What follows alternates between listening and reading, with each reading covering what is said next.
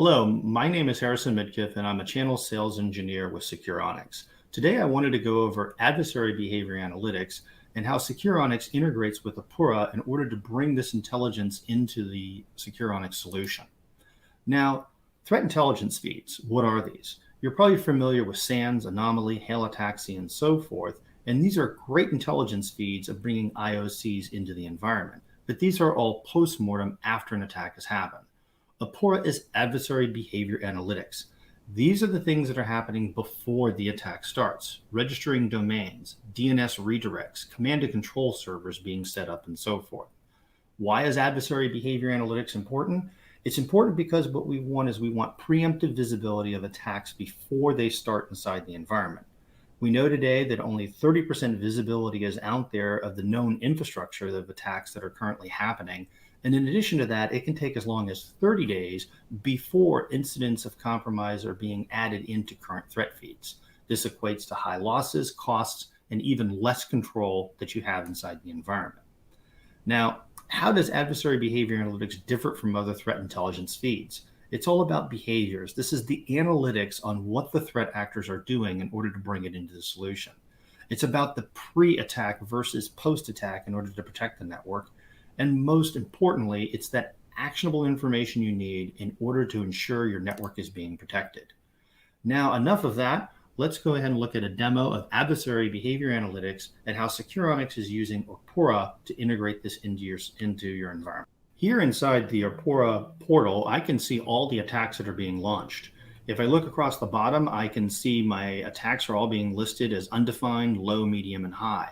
I can also see attacks that are the pre-attack outside my environment and attack which is inside the environment. If I go over to the leftmost one, it's not a surprise to me, but it's a phishing attack. The phishing attack is also a RAT, which is a remote access Trojan, and it's also being launched by the Fin7, which is one of the most popular Russian hacking groups that's out there. If I come over and I look at attacks that are being detected on the inside, I can see I have a ransomware attack right here. And let's go ahead and look at this information in order to get a little more detail against it. Here I can see that it is a cybercrime group.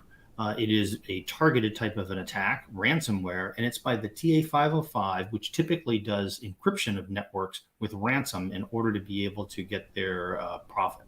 In addition to that, I can see it's targeting subsidiaries and suppliers. I get a spider graph to show me what's going on, where it's being detected around the world, and even an adversary timeline of how this thing is working out.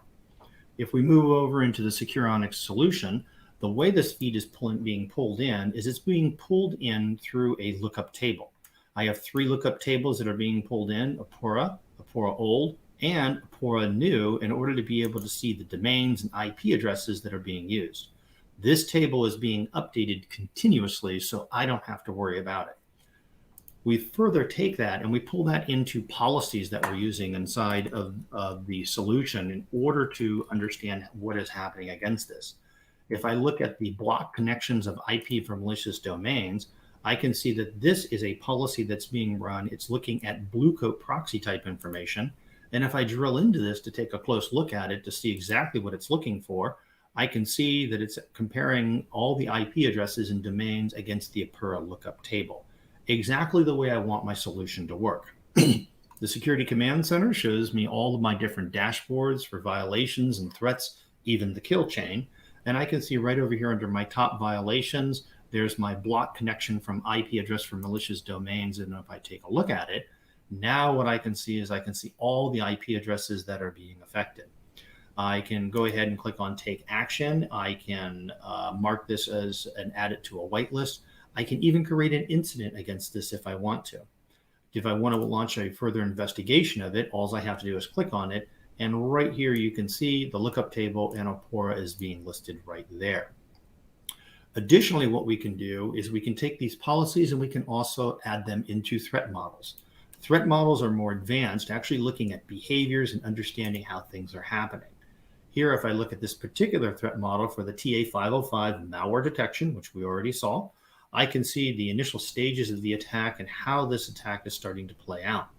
If I come over to the stage 1 initial access, it shouldn't be a surprise, but this is being detected by a phishing type of an attack. And it's being detected through the Opora new threat intelligence table that we currently have for it, so we can see exactly what's going on.